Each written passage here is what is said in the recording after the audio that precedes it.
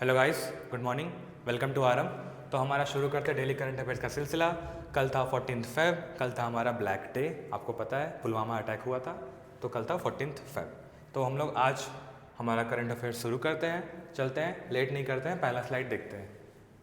पहला स्लाइड है 14 फरवरी world congenital heart defect awareness day.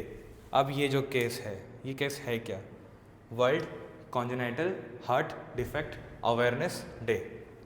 ये क्या चल रहा है? पहला तो दिन याद कर लो, 14 फेब है, ठीक है। दिन याद कर लो, क्या है? 14 फेब। क्या है? World congenital heart defect awareness day.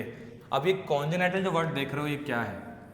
Congenital word का मतलब यही है कि जो भी बीमारी होती है, मतलब by the time of birth से हमारे पास चल रही है। एक होता है जेनेटिकल, एक होता है बर्थ के साथ। तो ये होता है कॉन्जेनाइटल, जो हमारे साथ बर्थ से चल रही है, दैट्स कॉन्जेनाइटल डिजीजेस। तो हमारे पास क्या है? ये हमारा हार्ट डिफेक्ट अवेयरनेस डे मनाया जा रहा है, ठीक है। बस काम याद रखना है कि 14 फेब है, सिर्फ बाबू सोना डे नहीं होता 14 फेब, बहुत सारे डेज होते हैं, याद रखना चाहिए आप लोगों को। अगला है हमारा फैक्ट कि government revises market intervention, government revises market intervention scheme guidelines.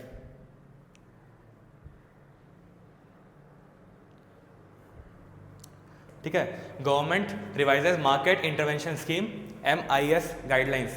तो ये फैक्ट क्या चल रहा है? क्या रिवाइजन क्यों किया गया है? रिवाइज क्यों किया गया? ताकि फार्मर्स को प्रॉब्लम ना हो, प्रॉब्लम फेस ना करना पड़े, तो मार्केट में इंटरवीन करेगा गवर्नमेंट, ठीक है। और नया गाइडलाइंस रिलीज कर दिया गया है। गवर्नमेंट कैसे कैसे हेल्प कर रहा है फार्मर्स को, हम लोग को पता है। वो डायरेक्ट है ना, डायरेक्ट बेनिफिट ट्रांसफ़र जान रहे हैं हम लोग। डायरेक्ट बेनिफिट ट्रांसफ़र गवर्नमेंट करती है, मतलब हर महीने अगर 2000 कोई गवर्नमेंट बांध के रखा कि 2000 मुझे भेजना है, मतलब सालाना हम 6000 भेजेंगे तो 3 मंथली इंस्टॉलमेंट में जाएगा। ऐसा कुछ जो भी स्कीम चल रहा है उस हिसाब से बता रहा हूँ, तो डायरेक्टली फार्मर्स के अकाउंट में पैसे जाएंगे। ऐसा कुछ गवर्नमेंट हेल्प करती है फार्मर्स को। उसके बाद क्या करेगी? इंक्रीज करेगी प्रोक्योरमेंट यूनिट्स को इंक्रीज करेगी, ठीक है। और भी है हमारा पास, जैसे हमारा PM आशा है, PM आशा, ठीक है। PM आशा योजना है, वो अन्नदाता आय योजना, उसी के ऊपर है। आगे चलते हैं हमारा,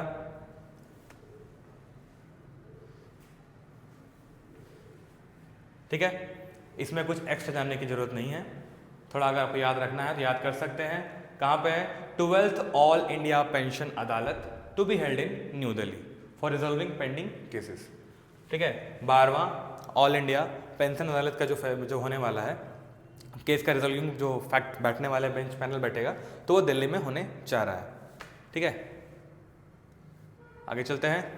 हमारा मोस्ट इम्पॉर्टेंट न्यूज़ आज के लिए मेरे हिसाब से यही है कि RBI ने क्या किया है, पुराने जो 50 के नोट थे वो चलेंगे ही चलेंगे। अब क्या है, एक न्यू 50 रुपीज़ का नोट रिलीज़ किया जाएगा। हमें पता है हमारे नए गवर्नर भाई साहब आ चुके हैं। इसके पहले जो गवर्नर थे वो शक्तिकांत दास थे।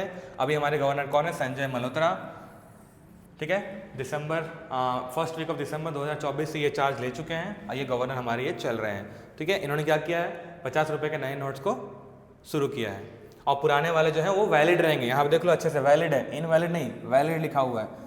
पुराने नोट अभी भी चल रहे हैं और चलते रहेंगे, ठीक है। तो RBI के लिए कुछ कुछ फैक्ट्स जो हमारा SSC वगैरह क्वेश्चंस पूछ सकता है। पहला फैक्ट है RBI के लिए, RBI कब बना था? तो RBI एक्ट से बना था, RBI एक्ट से बना था। जब भी RBI क्वेश्चन से RBI का स्लाइड आता है तो हम लोग ऐसा डिस्कशन करते हैं, और ये करना चाहिए। कब आया था? 1934। उसके बाद 1935 में अप्रैल 1 को हमारा RBI शुरू हो गया। तो पहले गवर्नर कौन थे? Osborne Smith.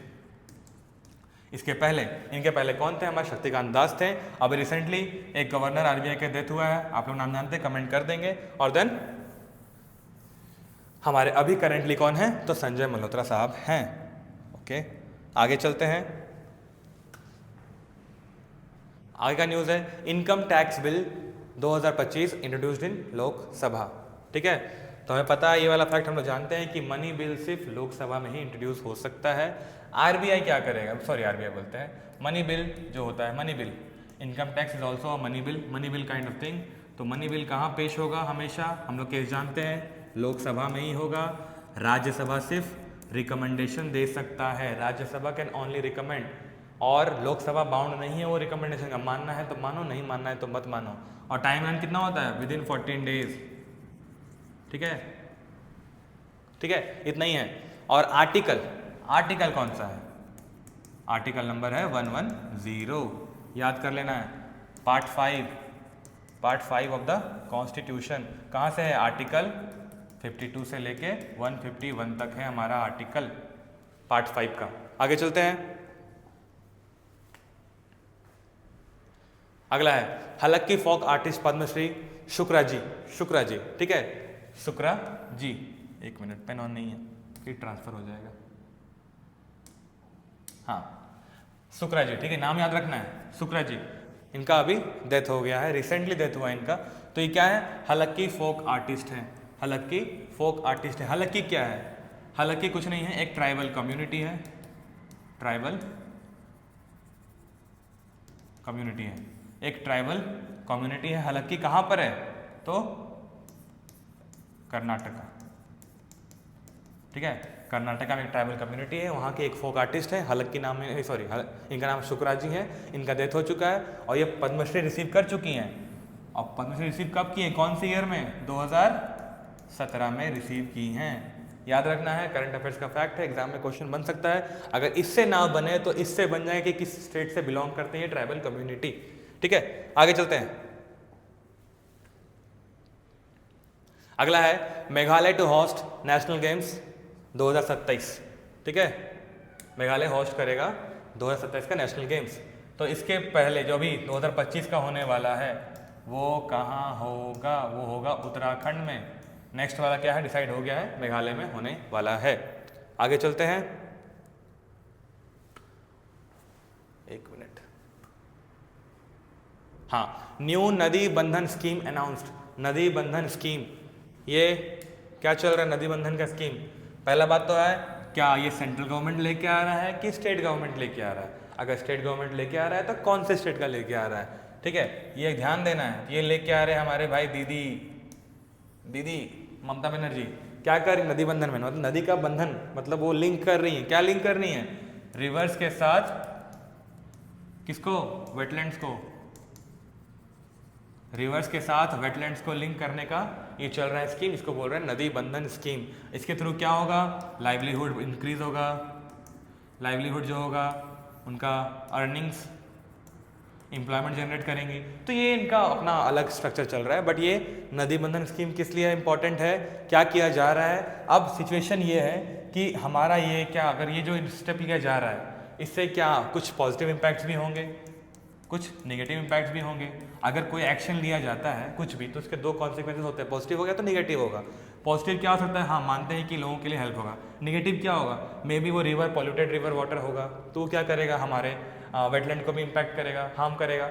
ये सारा फैक्ट्स देखना है, आगे देखते हैं क्या होता है। फिलहाल नदी बंधन स्कीम चल रहा है, अनाउंस कर दिया गया है और ये कर रहे हैं वेस्ट बंगाल। आगे चलते हैं नेक्स्ट। इसमें एक्स्ट्रा कुछ जाने के लिए है नहीं, बस इतना याद रखो कि हमारे वाइस प्रेसिडेंट साहब हैं जयदीप धनखड़, ठीक है। इन्होंने क्या किया है, गोपीचंद पी की जो बुक है उन्होंने लॉन्च किया IM। ये बुक का नाम है IM, बुक का नाम है IM, ठीक है, और नाम है ये गोपीचंद पी हिंदुजा। क्वेश्चन पूछ सकता है IM के ऑथर कौन है, तो गोपीचंद पी हिंदुजा, उनका बुक है IM। इसको लॉन्च कौन किए, हमारे वाइस प्रेसिडेंट साहब लॉन्च किए हैं, ठीक है।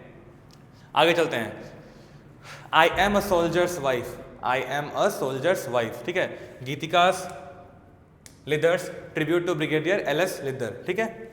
तो ये जो हम मतलब हमारे आर्मी जो ब्रिगेडियर साहब थे उनकी वाइफ है। तो ये आई एम सोल्जर्स वाइफ, इनका ये बुक करके वो बना के दी है, नाम क्या है, गीतिका लिदर, ठीक है।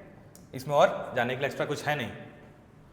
अगला ये हमारा फैक्ट, इली बोलोजन रोमानिया के इंटीरियर गवर्नमेंट के, मतलब इंटरिम गवर्नमेंट के क्या बन गए हैं, प्रेसिडेंट बन चुके हैं, ठीक है। इली बोलोजन। आगे चलते हैं, इली बोलोजन याद रखना, रोमानिया के इंटरिम गवर्नमेंट के प्रेसिडेंट बन चुके हैं। ये हमारे शिखर धवन, गब्बर शेर, गिरे हैं, संभले हैं, उठे हैं, आगे बढ़ रहे हैं, अभी भी रुके नहीं है। मूव ऑन करते रहना, आगे बढ़ना। लाइफ में कितना लाइफ तुमको तोड़ेगा, छोड़ना नहीं है। मोटिवेशन नंबर 1 देख लो, ठीक है।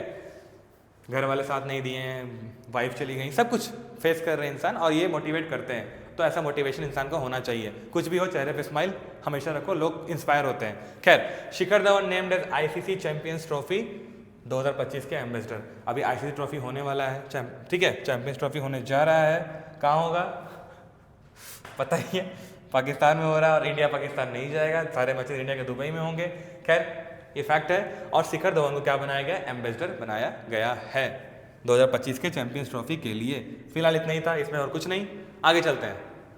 हाँ, ये है जनवरी मंथ पार हो गया है। जैसे आईसीसी का इवेंट होता है, तो आईसीसी हर मंथ अपना प्लेयर ऑफ द मंथ नाम अनाउंस करता है, ठीक है।